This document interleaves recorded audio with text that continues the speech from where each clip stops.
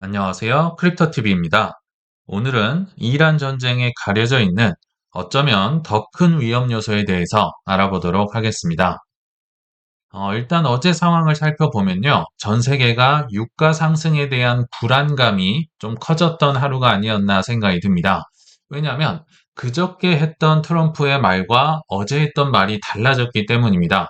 그저께만 하더라도 호르무즈 해협을 지나갈 때 내가 뭐 호위를 해주겠다 또는 보험을 팔 수도 있다 이런 얘기를 했었는데요. 어제 되니까 말이 싹 바뀌었네요. 유가보다는 전쟁이 더 중요하다. 실제로 석유값 오르면 오르는 거지 이런 얘기를 해가지고 갑자기 조기 종전 확률이 폴리마켓에서 78%까지 갔다가 28%로 수직 낙하를 했다라고 합니다. 조기 종전은요, 3월 달 내에 종전이 끝날 확률을 의미하거든요. 그래서 오르면 오르는 거지 했더니 실제로 석유값이 많이 올랐어요. 서부 텍사스유가 8.5% 정도 올랐고요. 물론 이제 전쟁이 끝나면 빠르게 떨어질 것이다 라고 얘기는 했지만 아직은 좀 여유가 있는 것 같습니다. 왜냐하면 전략 비축유는 아직 안 푼다 이런 얘기를 했었거든요. 그래서 전쟁은 더 격화되고 있고 또 미국 24개 주에서 관세를 무효로 해줘라, 환급해줘라 이런 소송이 다시 막 진행이 됐다라고 하거든요. 정말 안팎으로 내후외환이다라는 생각이 듭니다. 물론 뭐 트럼프 대통령 어떻게 생각할지는 모르겠지만요. 근데 이 전쟁 전에도 전부터 사실은 미장이 국장에 비해서 재미가 없었잖아요. 그 근본적인 이유를 오늘 좀 정리를 하고 넘어가려고 합니다. 그게 바로 사모펀드 쪽이다. 이건 매일경제 쪽 기사인데요. 아무리 봐도 거침은 터질 것 같다. 거품은 터질 것 같다. 언제인지 모르겠지만 터진다. 5.6조 원이나 되는 사모펀드에 대한 환매 폭탄이 연일 속출을 하고 있다. 그래서 투자자들이 내돈내나 해서 지금 5조 원대 환매를 이미 진행을 하고 있고요. 특히 블루아울은 아마 들어보셨을 텐데 엄청 큰 곳은 아니었습니다만 여기가 이제 가장 드러난 어, 환매 중단하고 피해 금액이 이제 고스란히 나온 것이고요. 거기에 이어서 블랙스톤이라는 이 사모펀드 업계 1위입니다. 여기는. 근데 1위조차도 최근에 말씀드렸죠. 이 뱅크런 내돈내나가 나오자 임원들의 25명 거에 대한 펀드 그분들이 낸 돈을 가지고 요거를 환매해서 내돈내나 하는 분들을 이제 갚아줬다라고 합니다. 이게 잘 이제 요건은 처리가 되긴 했는데 문제는 업계 1위가 지금 쩔쩔매면서 내돈내나를 겪고 있으니까 그 뒤로 줄줄이 아폴로다, KKR이다, 칼라일이다 이런 친구들까지도 불안에 떨고 있는 상황. 그렇겠죠. 이게 어디서 바퀴벌레가 튀어나올지 모르는 상황. 그러니까 JP모건이 그렇게 얘기를 했던 게 농담이 아니었던 겁니다. 실제로 있는 존재하는 위험이었다는 거죠. 그래서 제가 월가에서 가장 경계하는 사모시장 탑 10, 탑 10 이제 리스트를 한번 뽑아봤는데요. 우리가 알만한 사모펀드는 다 여기 있습니다. 당연히 가장 높은 위험은 지금 블루 아울 캐피탈. 이미 환매 중단이 나왔고요. 유일하게 이제 피해 금액, 손실 금액, 이제 못 갚는 금액 이런 게 확정된 곳이라고 보시면 됩니다. 그리고 두 번째가 블랙스톤. 지금 환매 요청이 급증하고 있다. 그리고 아폴로다, RS다, KKR이다, 칼라일이다. 우리가 많이 들어본 것들이 계속 환매가 증가한다. 리스크가 올라가고 있다. 포트폴리오가 묶였다. 회수 지연이 심각하다. 뭐 이런 무시무시한 지금 뉴스가 계속 나오고 있는 게 그래서 미국 시장이 지금 잠재적인 시한폭탄을 안고 있다. 이렇게 보셔도 좋을 것 같습니다. 그리고 여기에는 등장하진 않았지만요. 블랙락도 이 사모 신용, 사모 대출 쪽 좀 떼먹힌 돈이 계속 늘어나고 있습니다. 그 중에 하나가 인피니 커머스라는 업체에서 한 2,500만 달러 정도의 돈을 블랙락으로부터 빌려갔거든요. 여기가 전자상거래 업체라고 합니다. 근데 3개월 전만 하더라도 회계 처리를 할 때 인피니 커머스에게 받을 돈 2,500만 원을 썼었는데 오늘 이제 밝혀진 거죠. 그 2,500만 달러를 그냥 0으로 블랙락이 기록을 했다. 이거는 못 받는 거구나. 돈 떼먹혔구나. 그러니까 이게 정말 규모가 크다라고 보시면 되거든요. 그리고 지금 제가 문제된 이 탑 10 펀드만 이렇게 제가 써놨는데 요 펀드 규모만 해서 약 3천조 원이나 된다라고 합니다. 그러니까 전체가 아니고요. 그냥 문제가 된 거 탑 10. 그러니까 현재 좀 드러난 것만 얘기를 했는데 1.8 트릴리언 달러니까요. 야, 이거 정말 터지면 어떨 거냐. 정말 문제가 심각하다라는 생각이 드는데요. 자, 그럼에도 불구하고 블랙스톤의 CEO는 지금 위기가 있다라고 묻자 사모대출 시장은 건강하다. 오히려 새로운 투자가 급증하고 있다라고 일축한 바 있다라고 하는데 글쎄요. 새로운 투자가 급증하고 있을까요? 이거를 믿는 사람이 얼마나 될지, 바퀴벌레가 몇 마리가 나올지 알 수 없는 게 지금 이 불안감을 계속 키우고 있다라고 보시면 됩니다. 그러면 가장 사모시장의 큰 문제가 뭘까? 규모는 정말 어마무시하게 커졌는데요. 가격을 안 알려줍니다. 공개를 안 해요. 공시가 안 됩니다. 주식이든 부동산이든 뭐 매일 뭐 시세가 바뀌고 이런 게 있잖아요. 근데 모른다는 데 문제가 있습니다. 자, 일단 규모를 보시면요. 3호 대출 시장만 따져볼 때, 지난 2010년에 비해서 무려 10배가 넘게 상승을 했습니다. 300빌리언 달러에서 3트릴리언 달러로, 그러니까 3호 대출만 이만큼 커진 겁니다. 이 대출 어디서 왔을까요? 은행들, JP모건, 뭐 뱅크 오브 아메리카 이런 데서 대출을 받아야 되는 게 자기들끼리 주고받고 하면서 대출 시장이 커졌다는 거죠. 그리고 대출만 이 정도고요. 사모펀드는 7트릴리언 달러, 부동산은 13트릴리언 달러. 그러니까 사모 쪽이 정말 어마어마한 규모로 커졌다. 근데 문제가 뭐다? 이게 대부분 비상장 자산, 유동성이 없는 자산들이고요. 거래 자체가 드뭅니다. 그럼 가격은 어떻게 알 수 있느냐? 오직 내부 평가, 전문가가 이 가격입니다. 예를 들어 10억입니다 하면 그냥 그걸로 쭉 가야 돼요. 이것보다 좀 더 싸게 누군가 팔려고 한다? 다들 말리겠죠. 왜냐하면 그 가격으로 파는 순간, 예를 들어 10억이라고 평가가 돼 있는데 누가 못 참고 8억에 파는 순간 전체 시장의 그 가격 펀드는 8억으로 책정이 되니까 평가에서 나쁜 평가를 불안감을 조성할 수밖에 없잖아요. 그러니까 워워워 너 팔지 마 팔지 마 하면서 쉬쉬하게 되는 뭐 이런 상황이 연출되고 있다라고 보시면 되고요. 또 이 사모 대출 사모 시장은요. 보통은 락업 기간이 무려 10년입니다. 10년이나 끌고 가야 되니까 이게 뭐 가격도 알 수 없고 언제 문제가 생겼는데 그들만 알고 있고 뭐 이런 시장이라고 보시면 되겠죠. 그러면 이걸 어떻게 위기를 극복할 것이냐? 블랙 형제들 입장에 따르면, 그러니까 블랙스톤이 이제 가장 크겠지만 블랙락도 뭐 어느 정도 포션은 있다고 보입니다. 아무튼 이 사모펀드 이쪽 입장에서 보면 그렇기 때문에 401K에 로비를 했구나. 25년 8월 달에 행정명령이 터졌었죠. 대체 자산과 크립토에 401K 퇴직연금을 투자하겠습니다. 그들의 로비가 있었다라고 보이는 겁니다. 아직 시행은 되지 않고 있죠. 그리고 이 모든 대체 자산들, 사모 자산들을 크립토 위에 올려서 사고 팔 수 있게 하겠다. 그게 RWA잖아요. 그거를 이제 유동성과 함께 이런 시대가 올 것이다라고 디자인을 하고 펌핑을 해야 그래야지만 위기가 극복이 된다. 그래서 이 크립토를 띄운 이유도요, 뭐 여러 가지가 있지만 이 사모 시장의 위험을, 버블을 덮기 위해서 그냥 크립토로 다 올려서 사고 팔고 하면 엄청난 유동성이 또 들어와야 되거든요. 그래서 이런 여러 가지 계산하에 크립토도 밀었고 RWA도 밀었다. 이렇게 보시면 좋을 것 같습니다. 자, 반면에 그 반대의 입장, 이 사모펀드도 싫고 크립토도 싫은 이제 대표적인 분이 JP 모건이잖아요. 근데 이분 입장에서도 좀 이해는 됩니다. 왜냐하면 내 대출 시장 고객들 다 뺏어갔잖아요. 예금도 다 뺏어가려고 하잖아요. 지금 지니어스 법이다, 클래리티 법안이다 하면서 스테이블 코인에 이자를 주겠다. 사모 대출에서 나 다 뺏어갔어.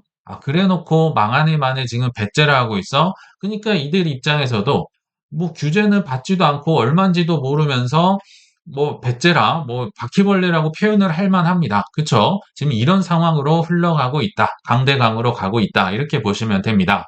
좀만 더 JP모건 입장에서 한번 생각을 해보시면요. 일단은 뭐 사모펀드, 뭐 이 크립토라든지 유동성 파티에 대해서 이들도 준비를 많이 해놓긴 했습니다. 그렇지만 싫어, 밥그릇을 뺐으니까 싫겠죠. 그래서 최대한 늦추면서 사모펀드랑 코인을 동시에 저주를 하고 있다. 이렇게 보시면 됩니다. 자, 가만 생각해 보시면요. 최근에 미장이 떨어졌던 원흉 중에 하나가 뭡니까?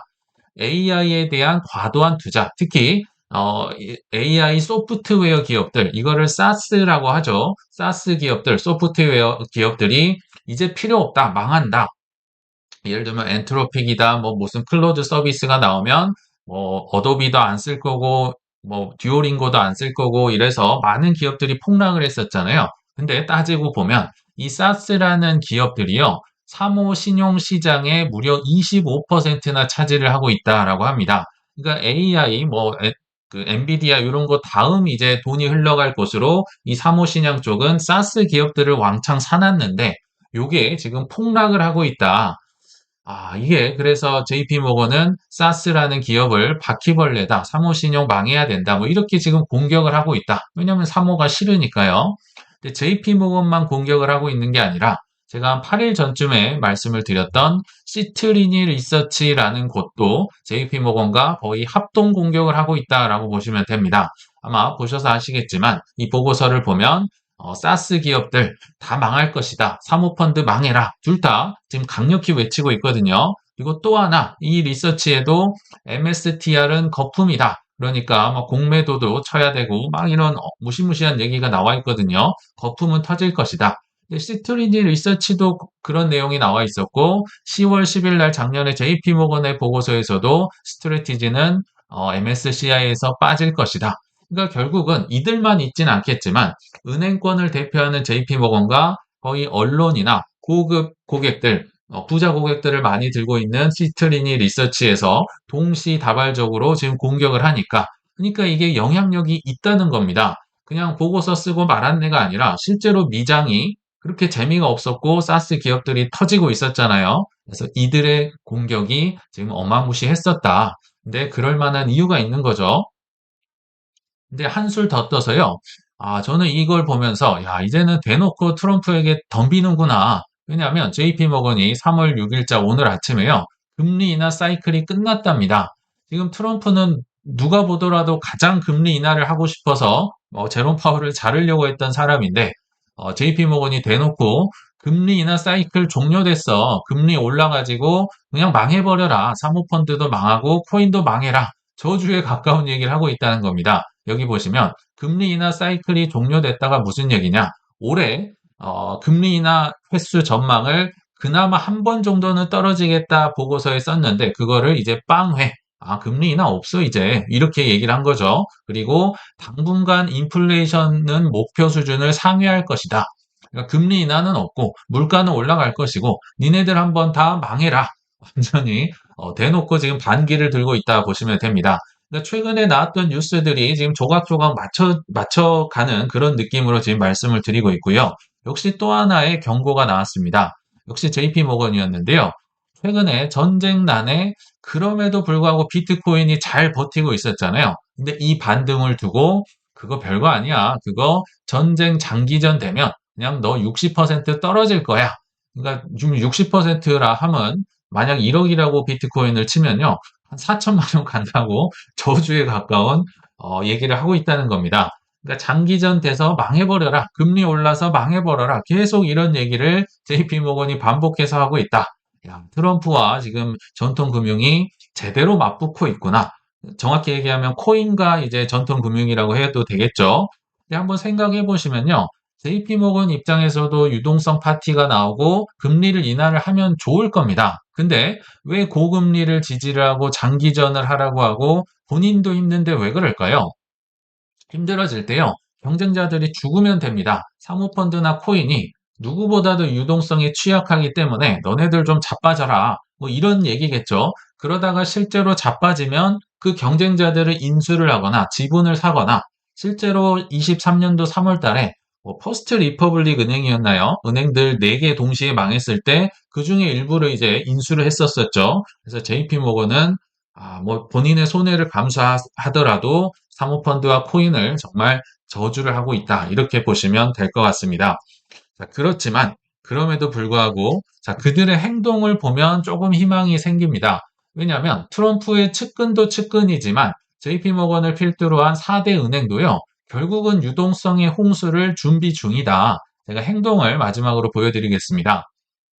자, 최근에 크라켄이 뉴스에 자주 나오는데요. 그만큼 중요한 기업입니다. 왜 어제 나왔었냐?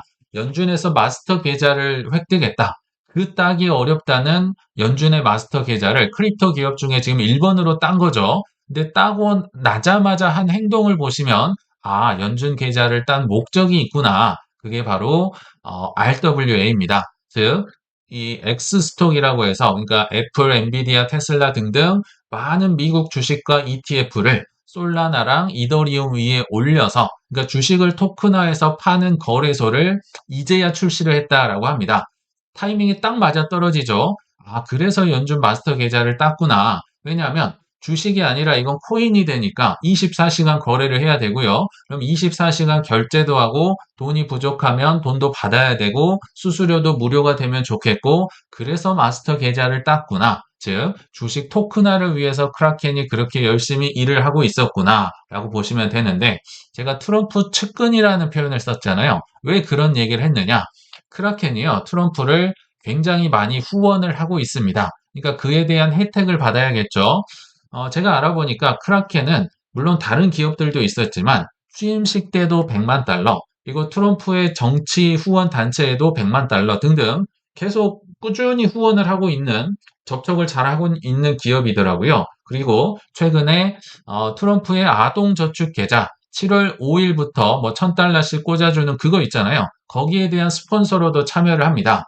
계속 트럼프 정부에 로비를 하니까 그 어렵다는 연준의 마스터 계좌를 크립토 기업 중에 처음으로 땄구나. 이렇게 보시면 될 것 같아요. 뭔가 혜택이 있겠죠. 그리고 그 마스터 계좌가 사실 얼마나 큰 건지를 제가 공부를 하다 보니까 또 놀라운 사실을 하나 발견을 합니다. 과거에 마스터 계좌가 있었으나 사라진 곳을 한번 찾아봤는데요. 아, 어디서 많이 본 기업들이 보이시죠? 실버게이트 뱅크, 시그니처 뱅크, 실리콘밸리 뱅크, 다 크립토 친화적인 곳들인데 순식간에 23년도 3월 달에 후루룩 하고 망해버렸던, 반대로 얘기하면 이 은행들이 얼마나 이 친구들을 싫어했구나. 마스터 계좌를 뺏어버릴 정도로, 망하게 할 정도로 얼마나 싫어했는지를 알 수 있습니다. 여기 보시면 망한 날짜가 보이죠? 실버게이트 3월 8일, 실리콘밸리가 3월 10일이고요. 시그니처 뱅크는 3월 12일입니다. 이렇게까지 한 방에 안 보내도 될 것 같은데 후루루룩 날아가 버렸어요. 그리고 이 중에서도 물론 다 억울한데요. 실버게이트도 억울한데 제가 볼 때 안 망해도 됐던 은행은 시그니처 뱅크였습니다. 그냥 3 플러스 1으로 그냥 플러스 1이 시그니처였어요. 주말에 그냥 후루룩 하고 망해버렸다. 왜냐하면 시간을 보면 알 수 있는데요. 3월 10일자로 실리콘밸리 뱅크가 무너졌습니다. 이게 금요일이었거든요. 그러고 나서 그러니까 이제 금요일 망했으니까 주말이 왔을 거 아니에요. 그러면 적어도 월요일 날 이제 뭐 회의를 통해서 뭐 살린의 만에 의논이라도 할 수 있었습니다. 그리고 실제로 이들은 연준의 마스터 뱅크 계좌가 있었기 때문에요. 요청을 하면 돈을 빌릴 수 있는 그 루트가 있었어요. 근데 그 기회 자체를 막아버렸어요. 왜냐면 3월 12일 일요일 저녁에 니네는 그냥 폐쇄.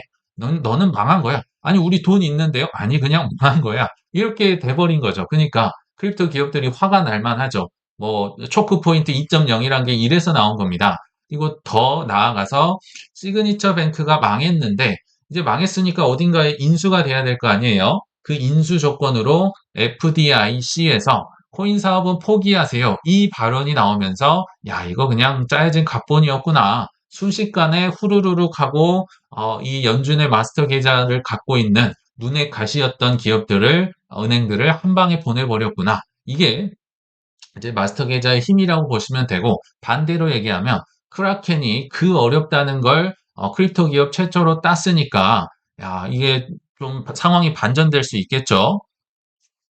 그리고 또 하나, 역시 트럼프의 측근이라고 보셔도 될 것 같은데요. 스트라이크가 그 어렵다는 뉴욕주의 비트 라이선스 그리고 송금업 라이센스를 획득을 합니다. 스트라이크가 누구냐면요.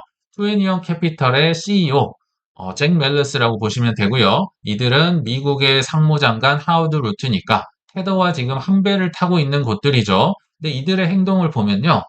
특히나 뉴욕에서는 그 크립토를 워낙 싫어하기 때문에 따기가 어렵습니다. 근데 비트와 송금업 라이센스를 동시에 땄죠. 특히나 비트 라이센스는 미국 내에서도 가장 엄격한데 요거를 그것도 뉴욕에서 땄다. 왜 땄을까요?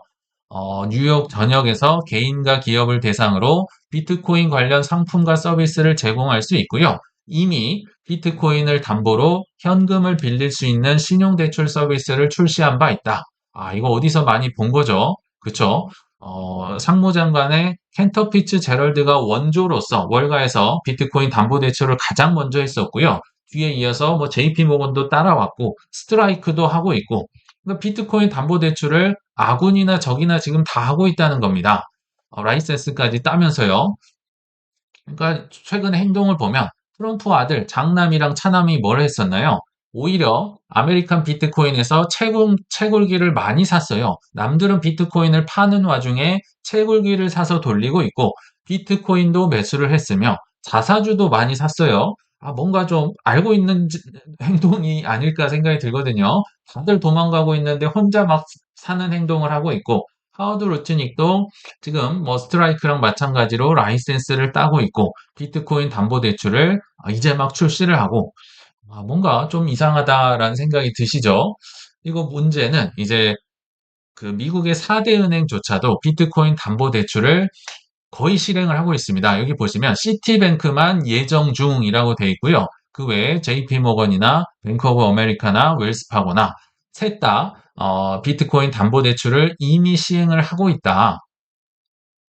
안 할 이유가 없습니다. 왜냐하면 안 하면 손해이기 때문인데요. 일단 고객에서 그 자산 고객, 그 부자들 고객 입장에서 보면요. 이제는 비트코인은 뭐 많이 팔린 상품이 됐었죠. 근데 문제는 잠깐 돈이 필요할 때 이거를 팔면요. 미국은 양도세가 나오죠. 양도세가 너무 아까운데요. 비트코인 담보대출을 통해서 하면 양도세가 나오지 않고요. 무엇보다 너무 편리합니다. 뭐 부동산 담보대출, 뭐 신용대출만 받더라도 뭐 서류 엄청 써야 되는데 이거는 뭐 신원이 뭔지도 잘 물어보지 않아요. 왜냐하면 비트코인이 담보가 돼 있기 때문에 이거 떨어지면 그냥 청산을 하니까 뭐 굉장히 편리하겠죠. 고객 입장에서도 이 여러 가지로 수요가 있고요. 은행들 입장에서도 이거 부채로 안 잡힙니다. 과거만 하더라도 SAB 121이라는 이 법 때문에 이거 무조건 재고 자산이나 부채로 그러니까 올라가는 건 기록을 안 하고 떨어지는 건 부채로 잡고 하니까 이 스트레티지 같은 마이클 세일러 같은 CEO가 아닌 이상은 이거를 살 정말 엄두도 못 냈는데 지금은 그런 게 아니잖아요. 그래서 둘 다 안 할 이유가 없다. 지금 적들도 많이 하고 있다라고 보시면 되고요. 자, 마지막으로 이 뉴스도 그냥 지나칠 수도 있는데요. 여기 한번 생각을 가만히 해보시면 좋을 것 같아요. 지금 NYSE의 모 회사 아이스라고 세계에서 가장 큰 증권 거래소죠. 근데 거기에서 OKX에 지금 투자를 했다라고 합니다. 과거 같으면요. 세계에서 가장 큰 거래소가 이 OKX, 뭐 1위도 아니죠. 바이낸스도 아닌 이런 곳을 통해서 볼 때, 이 친구들 뭐 사기치는 애들이네. 이놈 했겠죠. 왜냐하면 내 경쟁자 같고 고객을 뺏어가는 것 같고 근데 덩치는 작고 하니까 좀 무시를 했었을 수도 있을 것 같습니다. 근데 현재는 어떤 상황입니까? 지금 투자를 했다는 게 무슨 얘기냐? 지금은 OKX 거래소 대표님들 우리 주식도 거기서 좀 잘 팔아주십시오. 토큰화해서 잘 팔아주세요라고 했었고요. 실제로 OKX의 이사회에 이 NYSE의 임원들이 이제 참석할 예정이라고 하거든요. 이사회에 들어갈 정도면 주주도 많이 확보를 했구나, 주식도. 그러니까 이게 지금 상황이 달라졌어요. 이제는 더 이상 뭐 너는 안 되네, 뭐 탄압을 하네 해서 없어질 자산이 아니라면 결국은 준비를 할 수밖에 없는 상황이다. 이런 생각이 드네요. 그래서 오늘 좀 요약을 해보면요. 결국은 이 올해 투자의 핵심은 무서운 위기 상황에서도 중간 선거를 앞두고 달러가 퐁퐁 나오는 요술 램프를 그들이 비빌 것인가 아니면 고금리나 고물가나 전쟁에도 그냥 덜 먹고 덜 쓰면서 가만히 있는 길을 선택할 것인가 여기에 올해 투자의 핵심 기준이 있지 않나 생각이 듭니다. 근데 만약에 전자 쪽이시라면 요술 램프를 비비는 그날까지 그래도 꾸준하게 달려가 보시길 바라면서 이만 마치겠습니다. 시청 감사합니다.